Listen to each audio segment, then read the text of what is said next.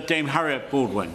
Thank you very much, Sir John, and it's a pleasure to serve under your chairmanship. And can I also congratulate the Honourable Member for Lee and Atherton on securing this important debate. And I should declare that I was once on the board of the Social Investment Bank until 2012, and that my brother-in-law is chief executive of the Oversight Trust, which looks after all the dormant asset investments. So I think I speak from a point of knowledge when I say how important social enterprises and community-owned organisations are, and they are indeed some of the most dynamic, resilient and socially valuable parts of our economy. And it was wonderful to hear so many examples from so many contributors this afternoon. I won't list them all, but they were all very, very well described.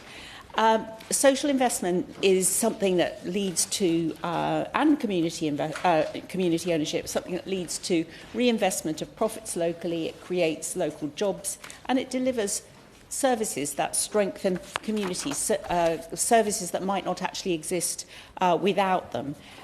They're also more likely to be led by women. They're also more likely, as we've heard, to be located in areas of higher deprivation. And I'm going to indulge this opportunity to mention some great examples in West Worcestershire. I think of the community-owned and volunteer-led shops, one in Alfric, which I had the honour to open, and another in Lower Broadheath, where I am on the record as a founding shareholder. We also have the Brewers Arms in West Malvern, which is a wonderful community interest company pub. We also have some examples of organisations that used to belong to the County Council, now belong to the community. Two examples in Malvern are the Malvern Cube and Boundless Outdoors Malvern, and they are really thriving now as community assets. So, as we could see in the House of Commons Library briefing, these organisations are often very much more trusted, much more responsive and more resilient than their commercial counterparts. But they don't operate in a vacuum, Sir John. They need a stable economic environment. They need predictable costs and a government that understands the pressures they face.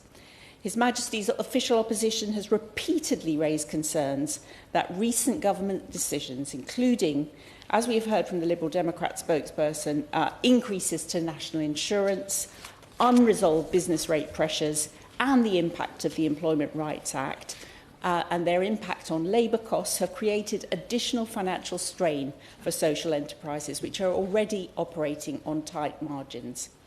Many in the sector say that these pressures are forcing them to put up prices, to scale back their services, to delay their investment plans or indeed abandon plans for community asset purchases altogether.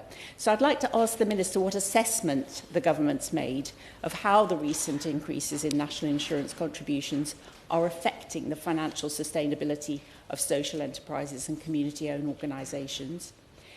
Business rates are also one of their biggest barriers to survival. The government's approach has left many organisations facing uncertainty and rising costs. So what step is the Minister taking to ensure that business rates policy supports rather than undermines community ownership and social enterprise growth? And access to finance is also a persistent challenge. So what funding is available for social enterprises and community-owned assets, and what work is being done with the UK's leading financial sector to address some of the barriers that social enterprises and community-owned organisations sometimes face? Because they are there, ready to deliver economic and social renewal, but they face many of the same challenges of other businesses across the UK. It's time for the government to stop making life harder for businesses of all kinds. It's time for the government to adopt the Conservative plans for a 100% business rate relief on retail, hospitality and leisure for the benefit of our high streets. Thank you.